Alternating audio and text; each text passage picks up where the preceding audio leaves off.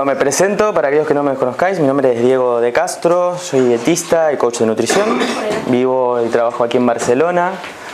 Me dedico a la consulta clínica y también a hacer formaciones en diferentes niveles, con diferentes grupos de personas y con diferentes intereses, siempre relacionadas con la nutrición y la vida sana, la vida saludable. A veces, por ejemplo, me asocio con entrenadores personales para hacer programas de nutrición y ejercicio físico, que son dos elementos indispensables, ¿no?, en una vida saludable. Y en otros casos con expertos en cocina, y entonces ofrecemos también combinados, ¿no?, donde explicamos un poco de teoría y luego lo llevamos a las cacerolas para preparar exquisiteces saludables en casa. Bueno, en este caso, como veis, es las sesiones de anti-aging o un estilo de vida anti-envejecimiento. Es un tema que da para mucho, realmente es un tema enorme, enorme. Hoy tenemos una horita, un poquito más, vamos a ver la punta del iceberg. Y os he preparado una especie de síntesis o resumen para ver los puntos claves. Y de cada uno de esos puntos claves, de cada una de esas puntas de iceberg de diferentes temas, os llevaréis pautas o ideas para poder aplicar en casa, que es lo que más me interesa, que después de este ratito juntos que estemos aquí, os llevéis ideas, cosas claras para comenzar, pequeños cambios que podáis aplicar en vuestra vida desde esta misma noche, quizás en vuestra misma cena. Por ejemplo, que sobre los platos tendréis 3 reglas de oro que son muy interesantes para poner en práctica. Y al final de la charla, José, que es nuestro experto aquí en sistemas de agua, nos dará una breve explicación sobre las posibilidades que tenemos para hidratarnos de la mejor manera, los pros y los contras de los tipos de agua que tenemos en el mercado y cómo poder hacerlo mejor en cada caso. Así que, bueno, vamos a comenzar. Y vamos a comenzar con esta frase, ¿no? El que puede cambiar sus pensamientos puede cambiar su destino. Y esto lo traigo a colación por un factor que es quizás uno del que más nos envejece, que es ni más ni menos que el estrés. El estrés entendido como estrés crónico, que se le llama. Es ese estrés con el cual convivimos. Es un tipo de estrés que no es el agudo, que es el estrés puntual, ¿no?, por una situación de peligro o de riesgo que nos lleva a reaccionar de una determinada manera, ¿no? Por ejemplo, si voy andando por un paseo, ¿no?, voy haciendo un paseo por la montaña y de golpe siento un rugido de un león, me imagino que, claro, mi reacción va a ser ¡wow!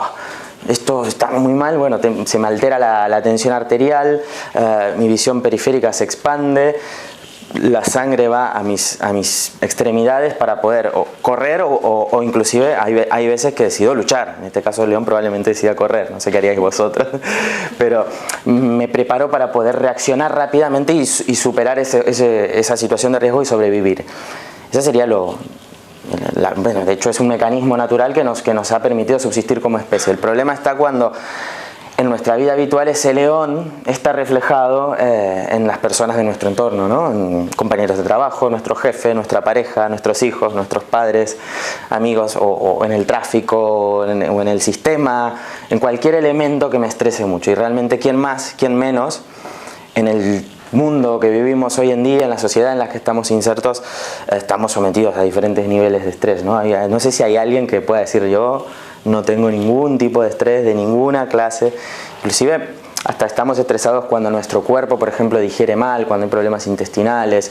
Ya veremos que esto también nos afecta. O sea que sabéis que si, aunque estemos cabreados o nos levantamos un poco de mal humor, sabéis que si nos ponemos frente al espejo y nos obligamos a sonreír, por muy tontos que parezcamos o que nos sintamos, con unos cuantos segundos eso envía ciertos mensajes al cerebro, activa ciertos neurotransmisores y realmente empieza a cambiar nuestro estado de ánimo, ¿sí? Por favor, es un consejo agradable y fácil de poner en práctica cuando estemos mal. Recordar que esto nos afecta mucho. Y ahora veremos al estrés como un protagonista en todo lo que vamos a ir hablando.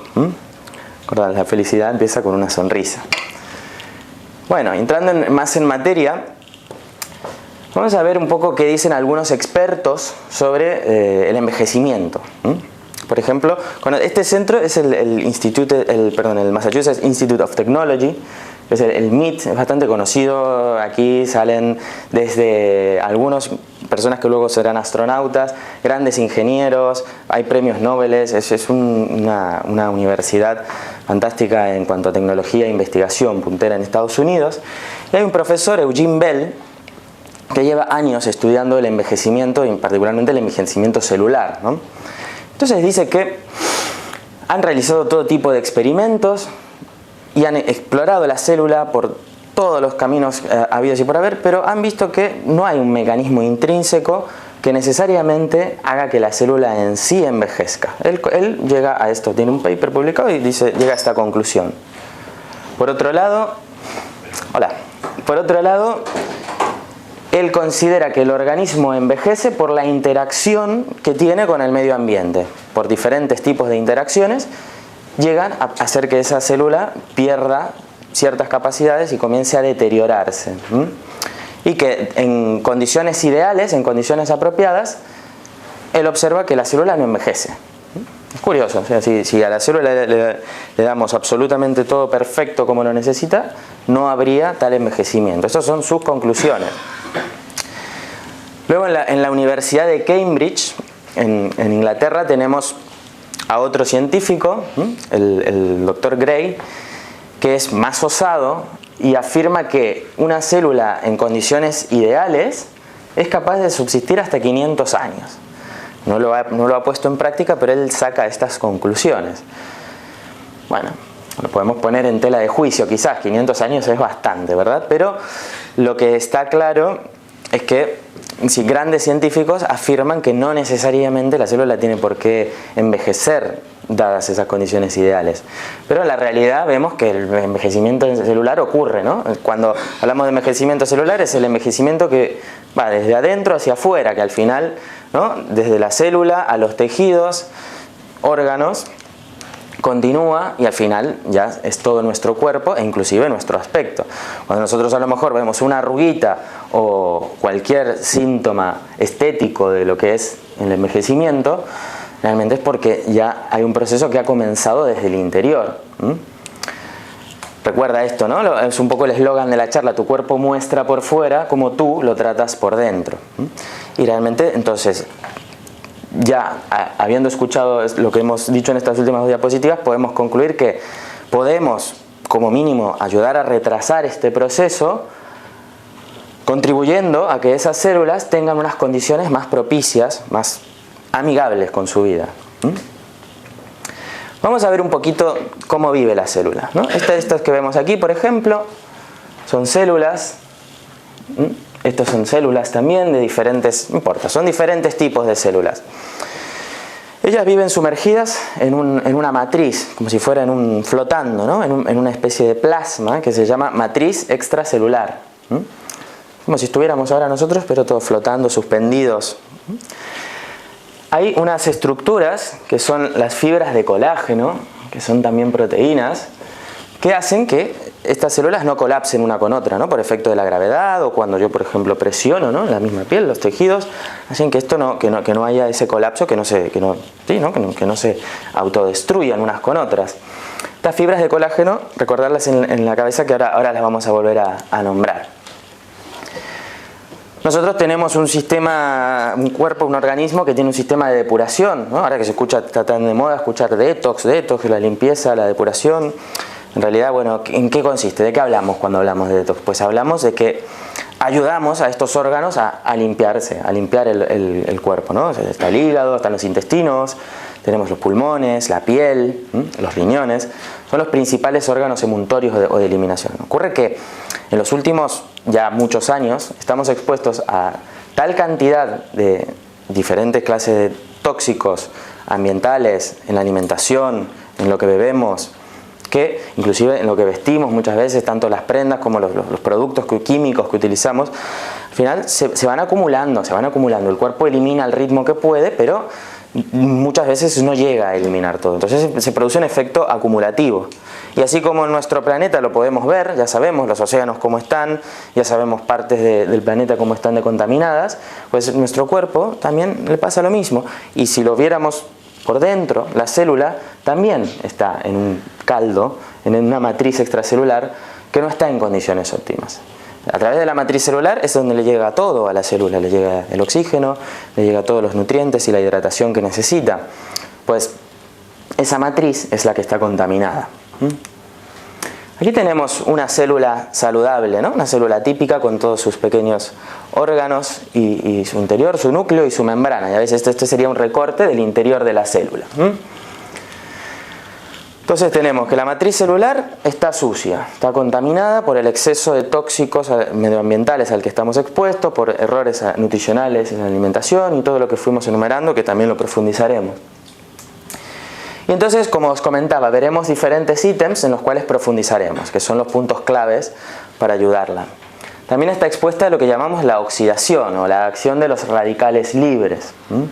Vamos a profundizar en ello. Eso es un efecto de unas moléculas que lo que hacen es ayudar a que se rompa o se perjudique, digamos, pierda calidad la membrana del exterior de la célula, y llegado el caso, si la oxidación es excesiva, podría llegar a matar la célula. Luego tenemos el proceso de inflamación. Y ahora no voy a explicar nada de la inflamación porque lo vamos a hablar un poco más adelante, porque este tiene tela, es bastante interesante y profundo. También tenemos desequilibrios de pH o acidificación. Esa matriz extracelular tiene que tener un pH, es decir, un equilibrio entre ácido y alcalino determinado. Ocurre el problema cuando se empiezan a acumular residuos demasiado ácidos en ese entorno, generando un entorno acídico que prácticamente podríamos decir directamente no le permite acceso a los suficientes nutrientes a la célula y termina haciendo que viva en un medio muy hostil. Prácticamente imaginaros como si nosotros estuviéramos en un líquido que cada vez se empieza a volver más ácido. Nuestra piel primero comenzaría a irritarse y bueno, ya pasado un determinado pH sería muy perjudicial. Pues a la célula estas pequeñas variaciones de pH tirando al ácido le afectan y mucho. Y luego la deshidratación, hablando de ello voy a coger. La deshidratación es también un problema que ocurre tanto porque no bebemos suficiente líquido, o el líquido equilibrado, perdón, el líquido adecuado, pero también porque muchas veces, al haber tanta suciedad en la matriz, no le llega el líquido como le debería llegar. E inclusive muchas veces ella tiene que ceder su líquido a esa matriz para disolver todos esos tóxicos medioambientales, esos tóxicos que tiene ahí acumulados en esa matriz. De una forma pierde líquidos para que ese ambiente externo no sea tan tóxico, ¿sí? Entonces la célula al final, en vez de estar así, está como esta, pobre, un poco, está intoxicada, desnutrida, deshidratada. Ya no es la celulita tan bonita que veíamos al principio, sino que se está arreglando como puede para subsistir. Y cuanto mayores sean nuestros niveles de toxicidad endógena, pues peor estará. Otro efecto también no muy bueno, que es que cada uno de ellos se vincula con el otro. Es decir, cuando hay mucha suciedad en la matriz extracelular, aumenta la inflamación, aumenta la oxidación, tiende a haber un pH todavía más ácido y al final hacen una sinergia negativa unos con otros. Y con el tiempo, claro, ya llegan a generar daños en las células. Cuando las células llegan a un nivel de daño determinado, tenemos problemas de degeneración y cánceres. Estamos hablando de cosas también que ya están bastante estudiadas y que sabemos que pueden ser los orígenes de una enfermedad muy multifactorial también, no es lo único, pero predisponen un terreno para este tipo de problemáticas muy importantes. Al final entramos en esto que comentaba, una sinergia negativa que lleva al organismo a estar cada vez peor. Esto a niveles, ¿cómo nos sentimos nosotros cuando estamos así? Pues letárgicos, sin energía, mentalmente también afecta porque claro, nuestro sistema nervioso también pasa por este proceso y vamos perdiendo calidad de vida y vamos estando cada vez más predispuestos a enfermar. Si queremos revertir este proceso, tenemos que hacerlo para poder gozar de buena salud. Tenemos que trabajar en el esfuerzo de revertir este proceso y revertir los diferentes factores. Lo bueno que si trabajamos con uno, si comenzamos por uno, vamos a ayudar, así como se potencian negativamente, cuando uno empieza a mejorar, podemos ayudar a que el resto mejore. Aquí tenemos un breve listadito de lo que vamos a comentar a continuación, ¿no? Como posibles soluciones: dejar de ensuciar y limpiar, sentido común. Si está sucio, antes de empezar a limpiar dejo de ensuciar, ¿verdad? Si yo estoy barriendo la casa, no voy tirando porquería detrás. O sea, primero tiro todo lo que tenga que tirar. Si tengo que barrer de arriba, por ejemplo, barro y luego quito, ¿no? Si no, es doble trabajo. Ayudaremos a limpiar con un poquito. Ya les daré algún tip muy práctico, sobre todo para ayudar al hígado. Combatiremos la inflamación, combatiremos la oxidación, intentaremos equilibrar ese pH. Y aquí, bueno, es un tema también un poco escabroso porque hoy en día se habla mucho de si el pH, si la dieta, tal. Vamos a tratar de traer un poco de luz en este aspecto. Y hidrataremos profundamente para que esa célula realmente se pueda gozar de esa hidratación que necesita y que a veces no le acaba de llegar. Entonces, al final revertimos el proceso, ¿no? Trabajando en estos aspectos, esa espiral negativa, esta sinergia tan destructiva que estábamos viviendo, la vamos a lograr revertir. Bueno, entonces, empezamos con el primer punto. Y vamos, como os comenté, son temas, realmente cada uno de estos que nombré da no para una, sino varias charlas, pero vamos a tratar de tocar aspectos claves, ¿sí? Para que os podáis llevar estos puntos clave a casa y empezar a trabajar. Luego, a partir de aquí, la curiosidad de cada uno, si queréis investigar más, hay muchísimo material publicado. Yo en el blog también continuamente voy hablando de estos temas y tenéis mucha información disponible para cultivaros más al respecto, ¿sí? La idea también es que salgáis con más curiosidad de la que venís todavía. Entonces, para dejar de ensuciar, os voy a traer aquí el tema del momento, que es el tema del azúcar. Pero estamos hablando del anti-aging también. Y quién más, quién menos, a nadie le gusta tener muchas arrugas, ¿verdad? Pues que sepáis que el azúcar nos arruga. Además de muchas otras cosas que ahora hablaremos. El azúcar es pro-aging en vez de anti-aging. El azúcar favorece lo que es el proceso de glicación.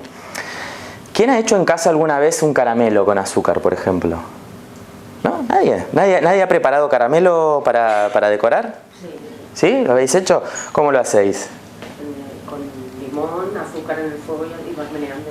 Exacto, azúcar en el fuego, vas meneando, entonces el azúcar, ¿qué pasa? Se vuelve primero líquida y luego es una sustancia que cuando se enfría se solidifica, ¿verdad? Muy dura, como los caramelos. Pues ese efecto a nivel microscópico ocurre también en nuestro organismo, ¿sí? Y en especial pasa en las fibras de colágeno. ¿Recordáis la imagen que mostramos hace un ratito?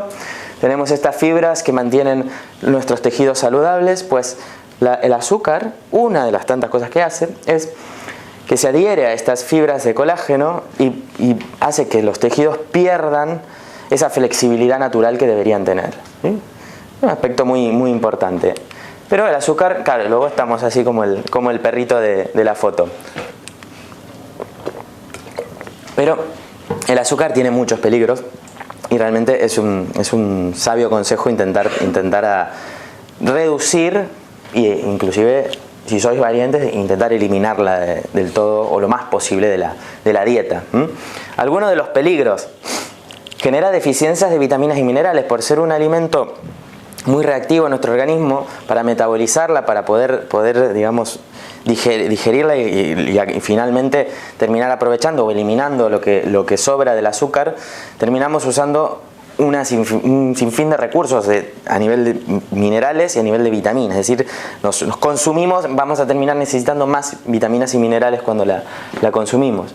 Por otro lado, también tiende a acidificar la sangre y podría acabar debilitando nuestros huesos. O sea, perder el exceso de azúcares y de refinados podría ayudar a que nuestros huesos al final se debiliten y tener osteopenia y con el tiempo inclusive osteoporosis. Sí, hay otras condiciones también, pero el azúcar es uno de los responsables. Disminuye nuestras defensas. Aquí creo que hay alguien que estuvo en una de las formaciones que hicimos sobre cómo potenciar las defensas, y hablamos mucho de este tema. El azúcar para el sistema inmunitario afecta muchísimo. Disminuye nuestra efectividad para poder protegernos y defendernos, y más en estas épocas que estamos allí expuestos a mucho frío. Bueno, esta la sabemos, ¿no? El azúcar engorda, quien más, quien menos, sabemos. ¿Y sabéis qué opináis? ¿Qué engorda más y más rápido, el azúcar o la grasa? Bueno, lo puse fácil, ¿no? Porque venía hablando del tema, pero que sepáis ante la duda que el exceso de azúcar va a engordar más que el exceso de grasa saludable, aunque todos los excesos son malos, necesitamos de la grasa, ¿sí? En su justa medida. El azúcar no la necesitamos, ¿sí? Sobre todo la refinada, la que viene ahora. Ahora vamos a ver cuál es la que no necesitamos. Y estos últimos dos aspectos son el tema de la hiperactividad. ¿Quién no ha visto, ¿no? Cuando un niño pequeño toma... Hola. Mira, cuando un niño pequeño toma algún elemento dulce de estos refinados, alguna chuche, por ejemplo, o una bollería, que de golpe se empiezan a poner así, ¿no? Hiperactivos, que empiezan a reaccionar rápidamente. ¿Lo tenéis comprobado con algún...? Sí, ¿no? Bueno, eso también nos pasa a nosotros los adultos, ¿sí? Lo que pasa es que tenemos cierta resistencia y acostumbramiento, pero ese proceso también lo vivimos y nos afecta. Y vamos a ver una nota antes de pasar a la próxima, que estamos comparando ya el azúcar con los nuevos cigarrillos. ¿Sabéis cómo antiguamente la gente fumaba bueno, quizás hasta yo podría estar hoy, hace 40 años, 50, dando esta charla y todos fumando, y yo también. No hace tantos años yo iba a la universidad en mi país de origen, Argentina, y los profesores fumaban y los alumnos fumaban. Era así.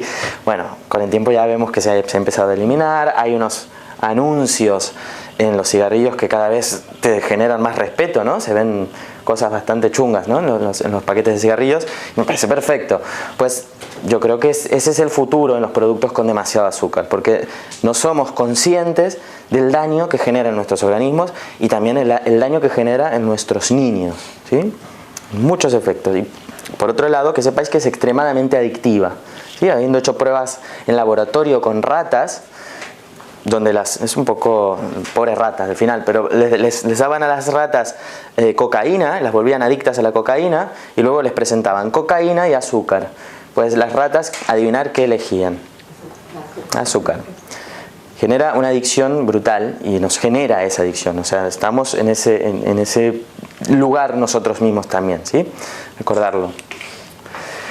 Y esto sí que me gustaría que os lo acordéis, porque esto también es muy importante, como este gráfico. Es fácil recordar, sube y baja, sube y baja, sube y baja. Es todo lo que hay que recordar en realidad. Pero eso es lo que le pasa a nuestra cabeza, eso es lo que le pasa en especial bueno, no pasa nada, a nuestro sistema nervioso y a todo nuestro organismo. Esa sobreexcitación, partiendo nada más que del desayuno, de un desayuno donde haya exceso de azúcares, partiendo de allí empiezan los problemas, ¿sí? A lo largo del día, porque vamos a estar ahí arriba, pero luego, como estar ahí arriba donde está este gatito un poco histérico no es saludable ni bueno para el organismo, nuestro organismo es sabio, va a tomar todas las medidas, va a activar toda una cascada hormonal para que ese azúcar rápidamente baje, se absorba, simplemente la quite de la circulación, y entonces al final, cuando se absorbe muy rápido, lo que nos va a pasar es que nos vamos a ir al otro extremo, que nos va a faltar azúcar en sangre, lo que se llama hipoglucemia reaccional. Y cuando estemos ahí abajo vamos a estar cansados, vamos a estar de mal humor en algunos casos, o vamos a tener exabruptos de hambre y queremos de golpe comer algo rápidamente, dulce o salado, puede pasar, depende de la persona. Inclusive hay personas que hasta se ponen tristes o que no se pueden concentrar en lo que están haciendo, pierden el hilo de lo que están haciendo, de la conversación o del trabajo que están llevando adelante. Y en algunos casos más extremos, gente que se marea, gente que empieza con sudoraciones, temblores y hasta desmayos. Esto pasa, luego comen algo muy dulce de nuevo y van de nuevo para arriba. Entonces este proceso repetitivo es muy destructivo para nuestro organismo, nos envejece, ¿sí? Ayuda a que nuestro cerebro y nuestro sistema nervioso pierda sus capacidades, ¿sí? Y ayuda también a que nos inflamemos más. Y recordar esta palabra inflamación, que ahora vamos a profundizar en ella, es muy muy importante, es una de las claves de la conferencia de hoy. Este proceso se puede evitar y se puede romper evitando este tipo de alimentos tan azucarados, tan dulces, ¿no? ¿Y cuáles son? Aquí tenemos tan solo algunos ejemplos, más allá de la marca. Realmente, ya veis, por ejemplo, en los refrescos, ¿sí? Ya veis, por ejemplo, en productos, y da igual que sean ecológicos o no ecológicos, no es esa la clave, el problema está en la composición. Cuando la industria añade azúcares en los alimentos, conociendo perfectamente el efecto que van a tener en nosotros, lo que mencionamos antes, acordaros de las ratitas, ¿sí? No hay tanta diferencia. Nos volvemos adictos a estos productos. ¿Cómo es que abrimos cualquiera de ellos, o ya sea líquido o sólido, y no podemos parar? No podemos parar de comerlo. A veces que hasta que no terminamos el paquete no paramos. O nos peleamos si estamos con alguien para acabarlo. Y no solamente en los dulces. Cuidado, que también está en los salados. Ya veis, ¿no? Productos donde uno dice, por ejemplo, al final un trozo de embutido. ¿Qué pinta el azúcar allí, no? Porque de dulce no tiene mucho el embutido, o el pan, o inclusive, bueno, lo parecido a patatas fritas. Ya veis que, pues está ahí el azúcar. ¿Qué conclusión sacáis de estas últimas 2 diapositivas? ¿En dónde está el azúcar? En todo no. En todo lo procesado. En todo lo procesado, muy bien, bravo. Exactamente. Al final está en los alimentos que son totalmente artificiales, creados por el hombre, por la ingeniería alimentaria, y que tienen, cuando veáis el paquete y empezáis a leer los ingredientes, la mitad ya no sabéis ni lo que son, no sabemos ni lo que son, o son o ya ahora, como está mal visto poner ya le ponen el nombre, pero que tampoco nos enteramos, y además el azúcar. Pues yo creo que esa es una buena conclusión. Entonces, paremos un poquito con el azúcar, por favor. Esa es una de las conclusiones. Y como una pequeña pincelada, pero que podéis practicar en casa sin riesgo, un pequeño consejito para ayudar al hígado también en el proceso de limpieza. Como dijimos, dejemos de ensuciar y limpiemos. Os podéis llevar a casa este remedio casero, un remedio de la abuela, muy efectivo. Yo de hecho en consulta lo pongo mucho en práctica con algunos pacientes medicados que no pueden tomar plantas, que no pueden tomar prácticamente nada de fitoterapia o suplementación, y esto sí, y va muy bien. Es una ayuda para el hígado, para que el hígado drene todas las toxinas que ha ido recogiendo a lo largo de la noche. Sabéis que por la noche el hígado es un momento, la cronobiología, es un momento donde el hígado está en su periodo de máximo funcionamiento, y entonces es cuando filtra más cantidad de sangre.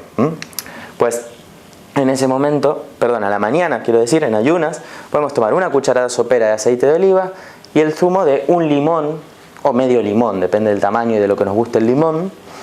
Esto se mezcla y se bebe rápidamente, sin hacer buche ni gárgara, simplemente bebiéndolo.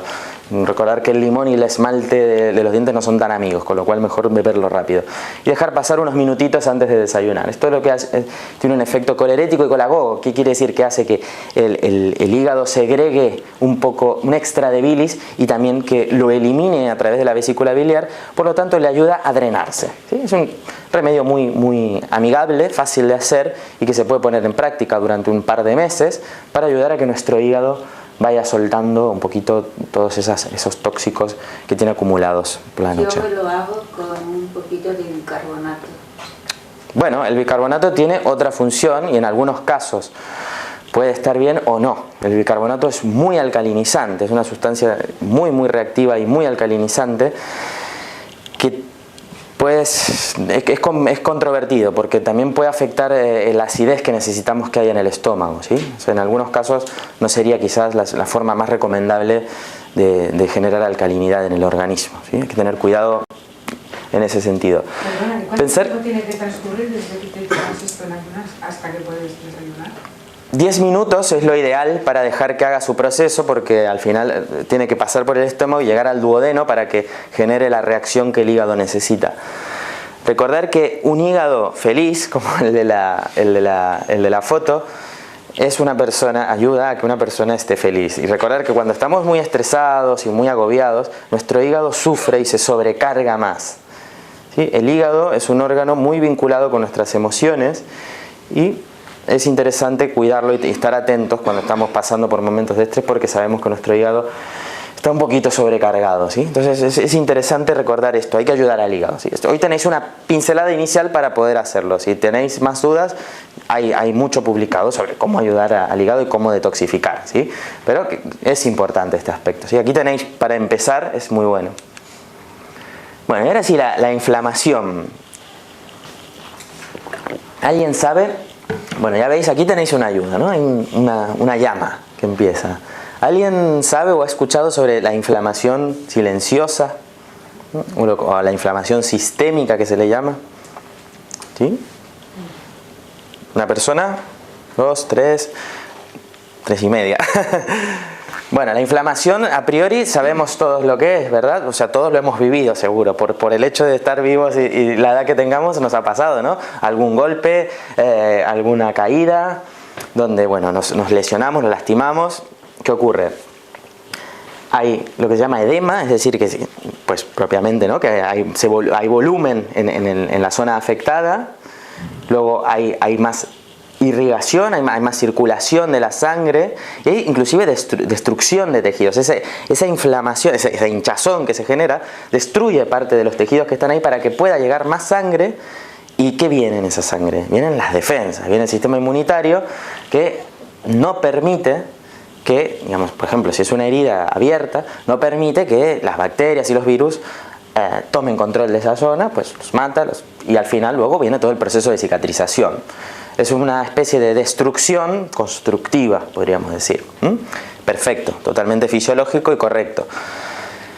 El problema ocurre cuando esa inflamación pasa en lugares y en niveles donde no debería ocurrir, ¿no? A nivel más microscópico y en diferentes tejidos y órganos vitales de nuestro organismo.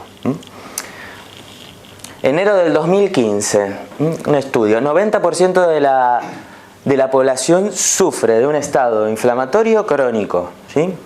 Y no estamos hablando de la lesión puntual, estamos hablando de que eso está ocurriendo dentro nuestro y sin que lo sepamos, en muchos casos.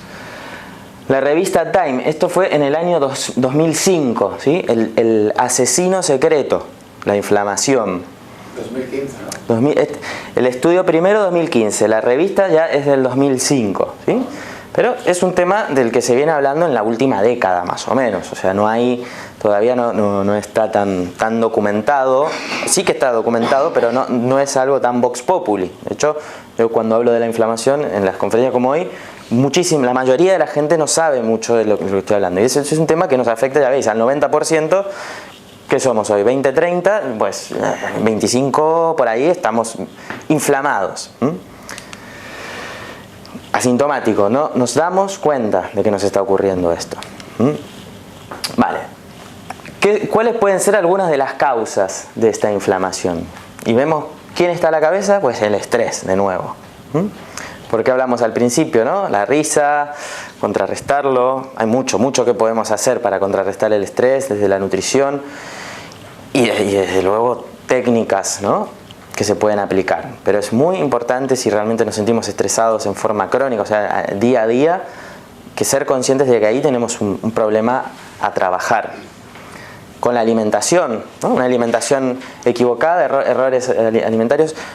El azúcar, sin ir más lejos, que acabamos de mencionar, todos estos productos, el exceso de ellos, no quiere decir que si una tarde me como una galleta me voy a inflamar, pero el exceso, ¿no? Cuando basamos nuestra dieta o un porcentaje alto de nuestra dieta en este tipo de alimentos tan procesados, acabamos inflamándonos. El tabaco, la contaminación, tóxicos ambientales, son todos elementos que nos acaban por inflamar. ¿Y cuáles son las consecuencias? Pues lo que nos trae a la sesión de hoy, ¿no? Envejecimiento precoz, obesidad. Siempre que haya sobrepeso y haya obesidad, encontramos en la sangre mediadores de la inflamación. Los mediadores de la inflamación se miden, se pueden ver de diferentes... Hay varias maneras de detectarlos, pero son moléculas que genera el organismo, el sistema inmunitario particularmente, para que haya esa reacción inflamatoria, ¿verdad? Bueno, y otras enfermedades, ¿no? Degenerativas, algunas crónicas de Alzheimer, Parkinson, diabetes, cardiovasculares, cánceres. ¿Cómo combatirla? Y aquí de nuevo, insisto, esto es que da para mucho, ¿eh? No quiero que penséis que os estoy dando toda la solución, pero os quiero presentar una fórmula que puede ser un gran comienzo. Hipócrates, el padre de la medicina actual, decía que la enfermedad y la muerte comenzaba en el colon, en el intestino grueso. Y algunos se lo quedaba mirando y dicen, ¿por qué? ¿No? Colon. Si esto es un órgano que sirve para expulsar la materia fecal y poco más.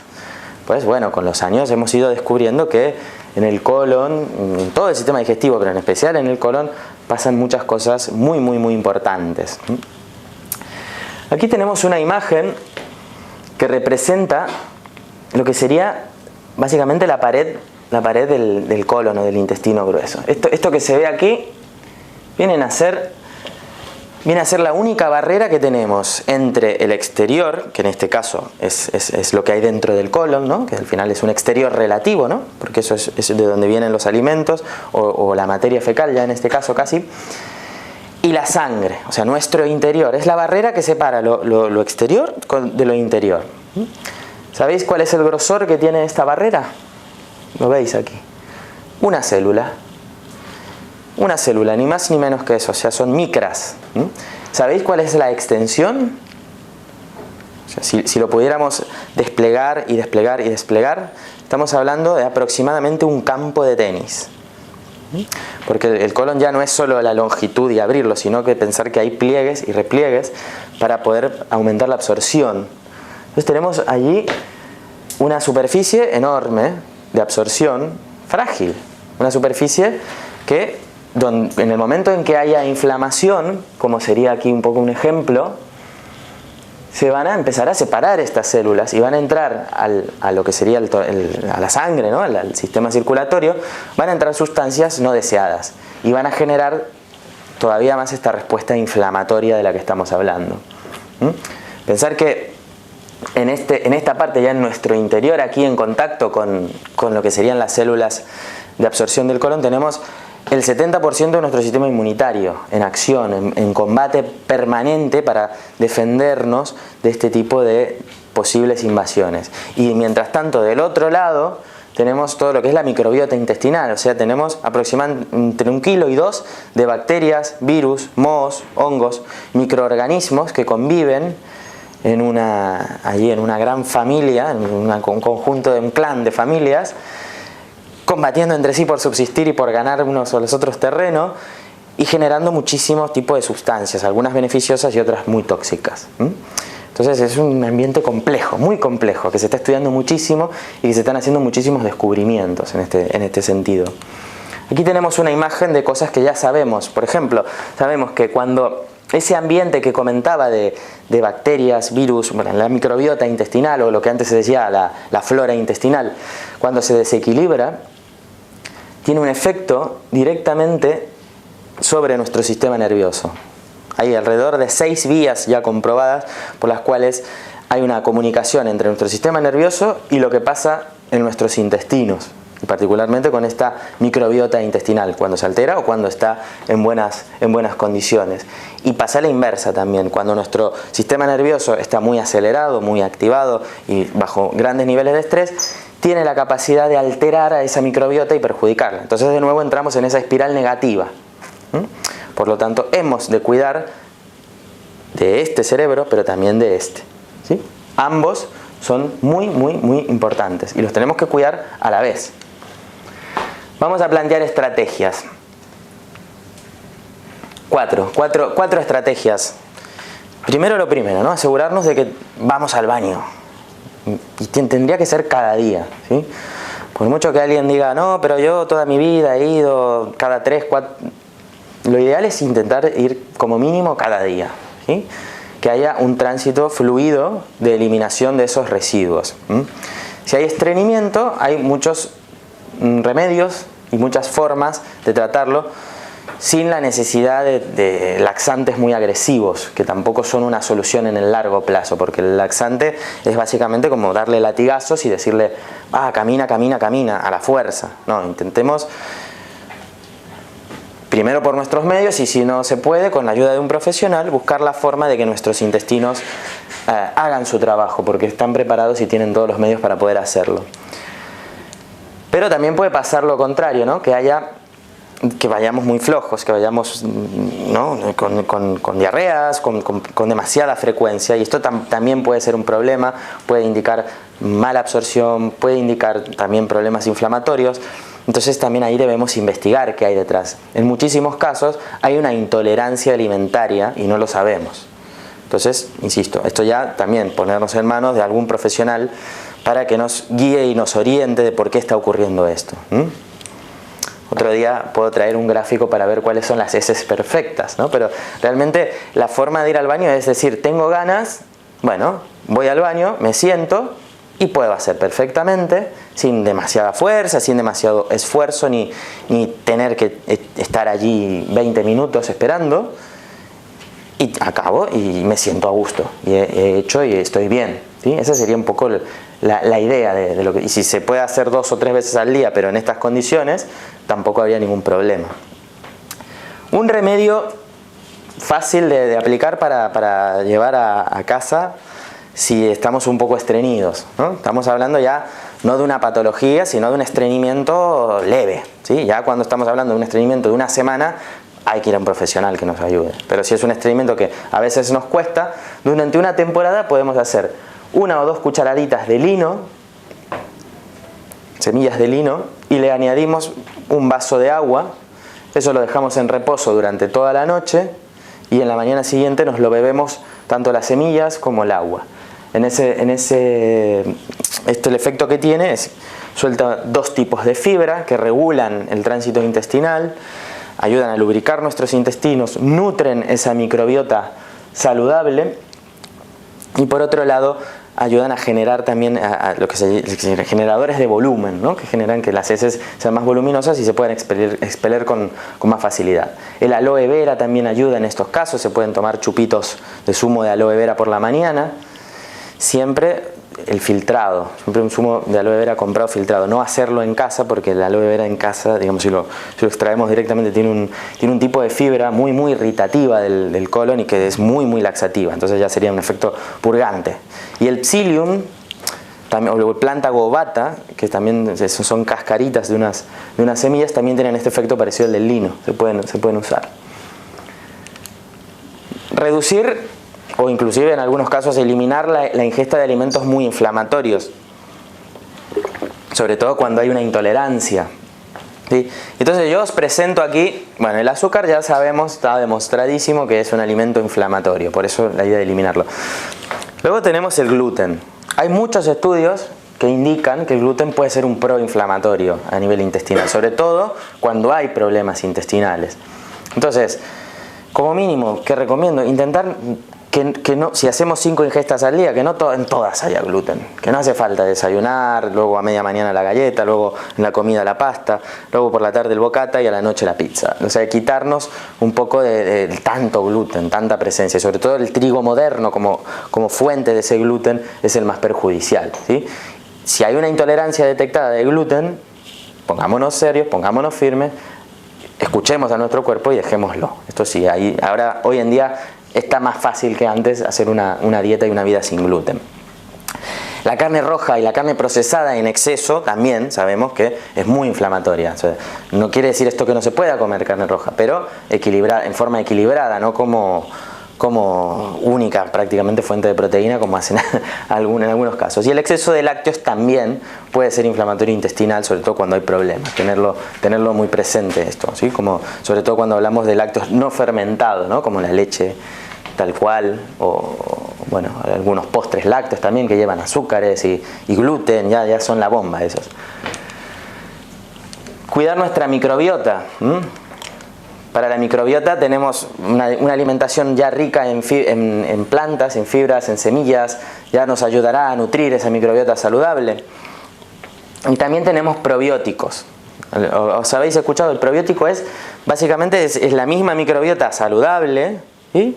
Los lactobacillus, por ejemplo, los acidófilos, cuando lo tomamos, lo ingerimos y ya vienen a repoblar nuestra microbiota. Se pueden tomar de 2 maneras, en forma de fermentos, que aquí en este local tenéis para tirar para arriba, fermentos de todo tipo, ¿no?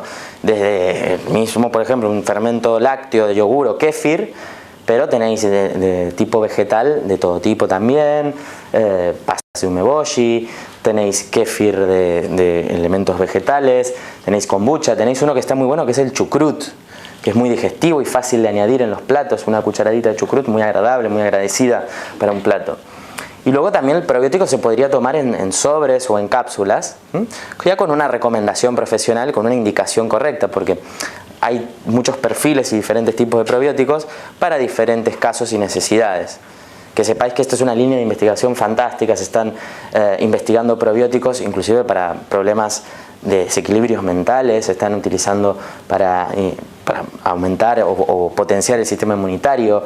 Bueno, hay muchas aplicaciones de los probióticos. Se pueden, pero yo la cápsula ya buscaría un consejo más de un profesional. En cambio, los fermentos los podemos incorporar sin ningún problema, siempre y cuando estemos con un intestino saludable.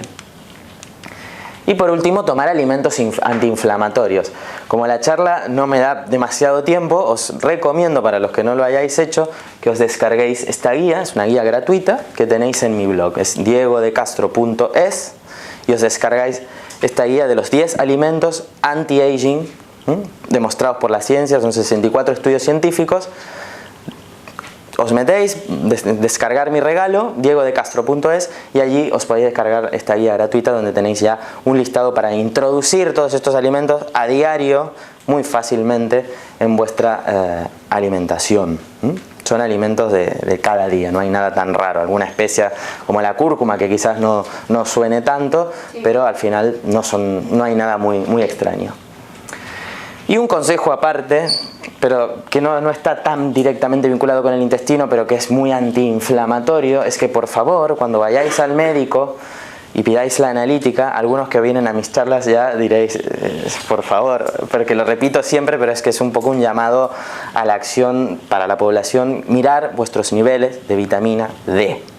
Súper importante, ¿sí? La vitamina D ya está muy vinculada con la inflamación, problemas óseos, pero con muchísimo más, ¿sí? Nuestro sistema inmune está vinculada con recidivas en casos de cánceres previos, está vinculada con virus del papiloma humano y con mucho más. Hay mucho material publicado sobre la vitamina D. No nos interesa para nada tener los niveles bajos de vitamina D. Entonces, controlar, a ver cómo estáis, y en caso de que esté bajo, ya el médico seguramente os dará una suplementación adecuada, y si no, bueno, buscar un buen asesoramiento para suplementarla, ¿sí? Porque sí es cierto que se sintetiza con el sol, pero yo me encuentro en consulta en septiembre, después del verano, pacientes con bajos niveles de vitamina D, donde han estado todo el verano expuestos al sol. Por tanto, en algunos casos, a veces ya sea por los protectores solares o por la forma en tomar el sol en que nos exponemos, no acabamos de sintetizarla y necesitamos buenos, generosos niveles de vitamina D en nuestro cuerpo, ¿sí? Por favor, recordar esto, recordárselo al médico cuando hagáis la analítica de control.